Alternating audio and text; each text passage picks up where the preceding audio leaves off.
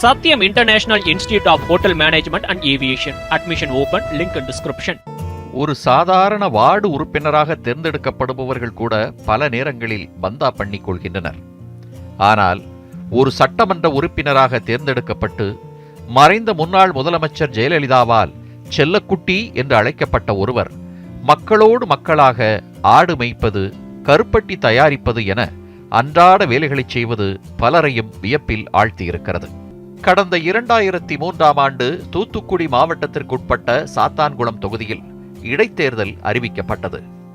யாரை நிறுத்தலாம் என அதிமுக தலைமை யோசித்தபோது ஜெயலலிதாவின் விருப்ப தேர்வாக இருந்தவர்தான் விவசாயி நீலமேகவர்ணம். சீட்டு மாண்டான்னு சொல்லி தந்தாங்க. எனக்கு எம்எல்ஏவுக்கு நான் தகுதியானு கேட்டேன். ஆனால் அவரது குடும்ப சூழலோ எம்எல்ஏ போட்டிக்கு தயாராகும் அளவுக்கு இருக்கவில்லை. ரொம்ப எளிமையா இருந்தோம். நான் எங்க அண்ணனும் 4 நாள் சீன் அடிச்சா எங்களுக்கு 5 ரூபா தருவாங்க. அதை வாங்கிதான் நாங்க கஞ்சி காய்ச்சி குடிச்சுக்கிட்டு இருந்தோம்.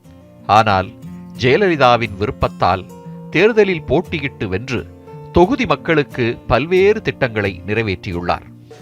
பொது தொண்டுல முழுமையாக ஈடுபட்டு, பொது வாழ்க்கைக்கு ஈடுபட்டு, தூண்டில் பாலம், கால்நடை ஆஸ்பத்திரி, சுகாதார நிலையம், இதே மாதிரி பொது காரியங்களில் அத்தனையிலையும் நான் நல்ல முறையில் அம்மாவினுடைய உதவியோட நான் எல்லாம் இந்த இதுக்கு இருக்கேன். காலேஜ் வரைக்கும் எல்லாம் பண்ணியிருக்கேன். அதுக்கு பிறகு இந்த தொகுதியை சீரமைப்பில் அது சிறுவைகுண்டமாக ஆனதுக்கு பிறகு எனக்கு அம்மா சீட்டு தரல. ஆனால் இருந்தாலும் நான் அந்த பணியை நான் இன்னும் அதிமுகவுக்கு நான் ரெட்டலைக்காக இந்த என்னுடைய பணியை செய்துக்கிட்டு தான் இருக்கேன்.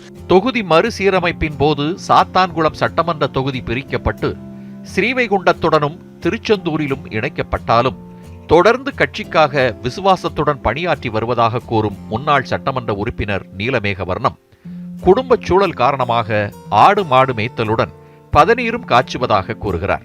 எங்க அப்பா செய்த தொழிலையே ஆடு மாடு பயணி காய்க்கிறது, தண்ணி பாய்க்கிறது, இந்த மாதிரி கொஞ்சம் விவசாயத்தையே நான் நம்பி செயல்பட்டுக்கிட்டு இருக்கேன்.